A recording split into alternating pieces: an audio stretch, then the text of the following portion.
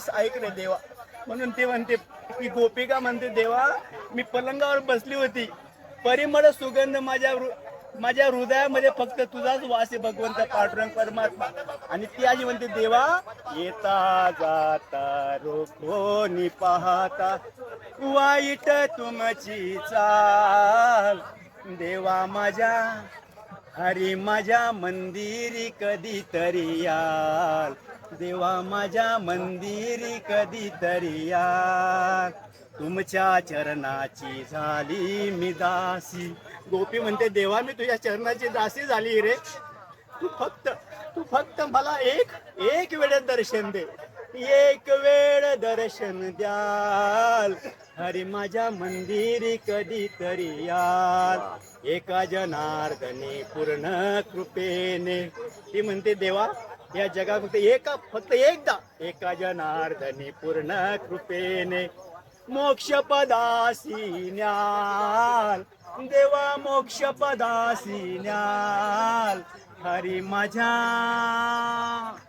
देवा माझ्या हरी माझ्या मंदिरी कधीतरी याल, देवा माझ्या मंदिरी कधीतरी याल. गोपी म्हणते देवा माझ्या हृदयाच्या मंदिरामध्ये तू येशील ना रे. हे भाव आमच्या वारकऱ्यांच्या हृदयामध्ये असतात. जेव्हा आम्ही पंढरपूरला जातो ना तेव्हा पांडुरंग परमात्मा आमच्या हृदयामध्ये असतो आणि आम्ही त्याच्या सर्व गोपी असतो. सर्व गोपी आम्ही त्याच्या असतो आणि आमचा भगवान पांडुरंग परमात्मा कृष्ण परमात्मा हा माझा भगवान पांडुरंग परमात्मा आहे. आणि आम्ही त्यांच्या सर्व वारकरी म्हणजे सर्व गोपी आहेत आम्ही. म्हणून आमच्या हृदयामध्ये सर्व गोपी भाव त्यावेळेला प्रकट होतो. आषाढी वारीमध्ये आल्या आमच्या सर्व वारकऱ्यांच्या हृदयामध्ये गोपी भाव प्रकट होतो. हे आमच्या पांडुरंग परमात्माची एक अखंड पॉवरफुल परमात्मा आमचा भगवान परमेश्वर. तो त्याकरताच वृंदावन रोडीत आलाय आमच्याकरता की आमच्या अट्टहास तो पूर्ण करण्याकरता तो आषाढी वाला बोलतो भगवान पांडुरंग परमात्मा. ज्या वेळेला माझा पांडुरंग परमात्मा भक्त पुंडलिकाकडे आला, त्या पुंडलिकाला म्हटलं की तू माझ्या किती वेळ उभा राहू.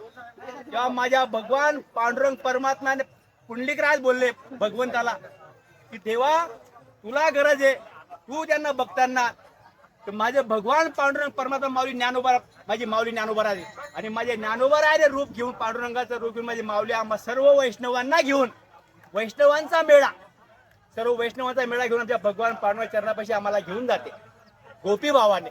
म्हणून आमची माऊली आई ही राधा राणी आहे. हाच आमचा भाव आहे आमच्या जन्मामध्ये. याच साठी केला होता अट्टहास, शेवटचा दिवस गोड व्हावा.